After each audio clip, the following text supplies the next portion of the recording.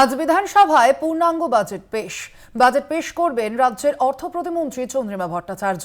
2026 সালের বিধানসভা নির্বাচনের আগে একেবারে শেষ পূর্ণাঙ্গ বাজেট বর্তমান সরকারের। শেষ পূর্ণাঙ্গ বাজেটের অভিমুখ কোন দিকে যাবে সেদিকেই নজর রয়েছে। আজ আপনাদের জানিয়ে রাখি, আজই একেবারে শেষ পূর্ণাঙ্গ বাজেট পেশ করা হবে এই সরকারের পক্ষ থেকে।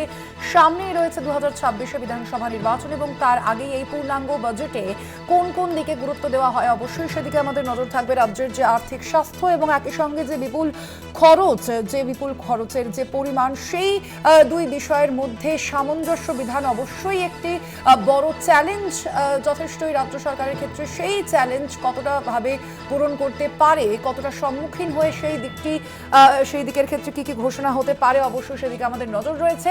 কথা বলবো, ফোন লাইনে রয়েছেন প্রতিনিধি দেবাশিস সেনগুপ্ত। দেবাশিস দা, কি জানা যাচ্ছে আজকের এই রাজ্য বাজেটে মূলত কোন কোন দিকটি গুরুত্ব পেতে পারে বলে মনে হচ্ছে?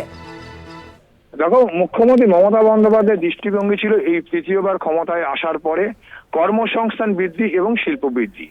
ব্যয় বরাদ্দের ক্ষেত্রেও কিন্তু সেদিকটাই কিন্তু মাথায় জোর দেবে বলে এমনটিকে মনে করছেন বিশেষজ্ঞ মহল। এর পাশাপাশি পরিকাঠামো উন্নয়ন যেমন রয়েছে, কৃষিক্ষেত্রে বেশ কিছু ক্ষেত্রে কিন্তু সরকার পশ্চিমবঙ্গ কিন্তু বাংলা এগিয়ে রয়েছে এবং এই সরকারের স্লোগানই ছিল এগিয়ে বাংলা। এবং সেই এগিয়ে বাংলা স্লোগানকে বাস্তবায়িত করার লক্ষ্যে নিয়েই কিন্তু বাজেট। কেন 2026 নির্বাচন, আর এই 2026 নির্বাচনকে মাথায় রেখে একদিকে যেমন কর্মসংস্থান বৃদ্ধি, পাশাপাশি শিল্প তৈরি করা, পরিকাঠামো উন্নয়ন, রাস্তাঘাট রয়েছে, তার মধ্যে শিল্প রয়েছে। জানো যে যখন কোভিড কালে যখন সারা দেশে যখন জিডিপির হার যখন নিম্নমুখী, পশ্চিমবঙ্গে একমাত্র বাংলায় কিন্তু জিডিপির হার ছিল বেশি।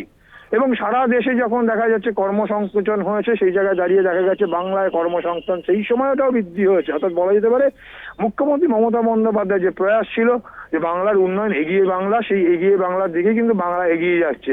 সম্প্রতি বিশ্ব বাণিজ্য বঙ্গ সম্মেলনে বাণিজ্য সম্মেলনে কিন্তু সেখানে দেখা গিয়েছে বিদেশ থেকে প্রায় 20টি দেশের থেকে প্রতিনিধি দল তারা এসেছিলেন। বহু শিল্পোদ্যোগী এসেছিলেন যারা রাজ্যে বিনিয়োগ করতে আগ্রহ প্রকাশ করেছে এবং আগামী দিনে পশ্চিমবঙ্গ হবে ব্যবসার ডেস্টিনেশন, এমনটাই কিন্তু স্লোগান তারাও তুলেছেন। ভারতবর্ষের যারা শিল্পোদ্যোগী তারা, যাদের মধ্যে আম্বানি থেকে শুরু করে তারা বেশ কিছু জায়গা তারা কিন্তু বলেছেন যে মুখ্যমন্ত্রী মমতা বন্দ্যোপাধ্যায় যে পরিকল্পনা, সে পরিকাঠামো বাংলা কিন্তু বাণিজ্যের কিন্তু এগিয়ে রয়ে থাকছে এবং সেই জায়গা দিয়ে শিল্পোদ্যোগীদের যেমন একদিকে যেমন সহায়তা করা, পাশাপাশি আগামী দিনে কৃষিক্ষেত্রে আরো ব্যয় বরাদ্দ বৃদ্ধি এবং একদিকে যেমন শিক্ষাক্ষেত্রে যেমন ব্যয় বরাদ্দ বৃদ্ধি করেছে। বিভিন্ন সামাজিক প্রকল্প মুখ্যমন্ত্রী মমতা বন্দ্যোপাধ্যায় একাধিক সামাজিক প্রকল্প কিন্তু রাজ্যবাসীর হৃদয় জয় করে নিয়েছে। আর সেই জায়গায় দাঁড়িয়ে মানুষের কিন্তু দৃষ্টিভঙ্গি রয়েছে এবং প্রত্যাশা ক্রমশই বাড়ছে এই সরকারের উপর। 2026 নির্বাচন, এই নির্বাচনকে মাথায় রেখে কিন্তু আরো বেশ কিছু ক্ষেত্রে নজর থাকছে রাজ্যবাসীর। সেক্ষেত্রে এই সামাজিক প্রকল্পগুলোতে আরো ব্যয় বরাদ্দ হয় কিনা।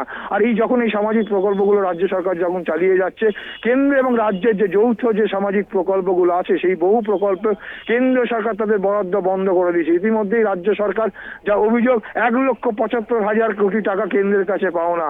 তার সত্ত্বেও কিন্তু সেই কেন্দ্রীয় বঞ্চনা সত্ত্বেও কিন্তু রাজ্য সরকার তার প্রকল্পগুলো এগিয়ে নিয়ে যাচ্ছে। কেন জানো যে ইতিমধ্যেই কিন্তু যে বাজেট অধিবেশনে যে ভাষণ, সেই বক্তব্যে কিন্তু রাজ্যপাল কেন্দ্রীয় বঞ্চনা করে তিনি কিন্তু তার বক্তব্যের মধ্যেও কিন্তু তুলে ধরেছিলেন। অর্থাৎ বলা যেতে পারে কেন্দ্রীয় বঞ্চনা সত্ত্বেও কিন্তু রাজ্য তার সামাজিক প্রকল্পগুলো এবং নিজস্ব প্রকল্প না, কেন্দ্রের যৌথ যে প্রকল্প, যে কেন্দ্রে টাকা বন্ধ করলো, সেই প্রকল্প কিন্তু রাজ্য সরকার তার সীমাবদ্ধ ক্ষমতার মধ্যে চালিয়ে যাচ্ছে।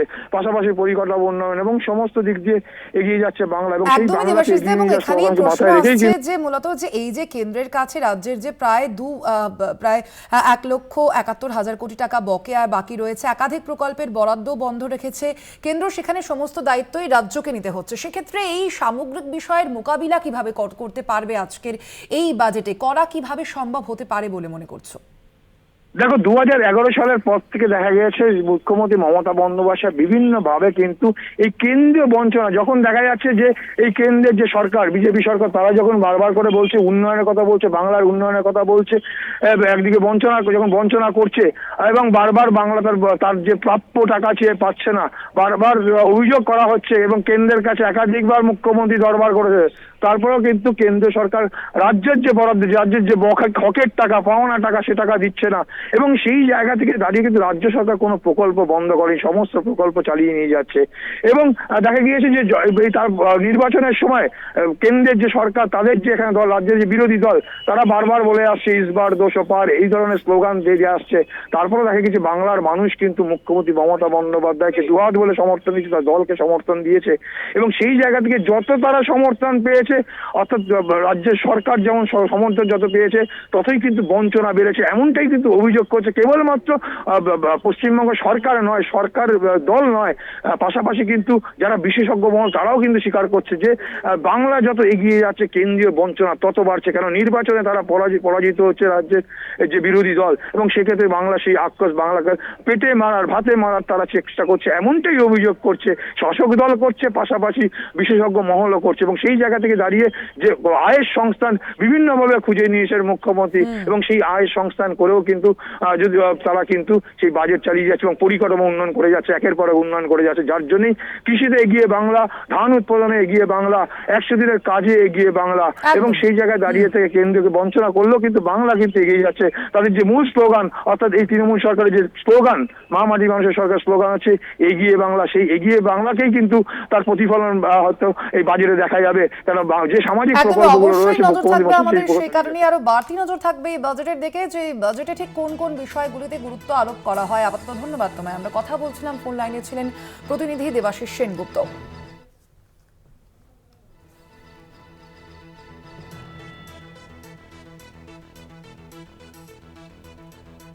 আজ বাজেট পেশ রয়েছে, রাজ্য সরকারের এই শেষ পূর্ণাঙ্গ বাজেট, যা পেশ করবেন অর্থ প্রতিমন্ত্রী চন্দ্রিমা ভট্টাচার্য।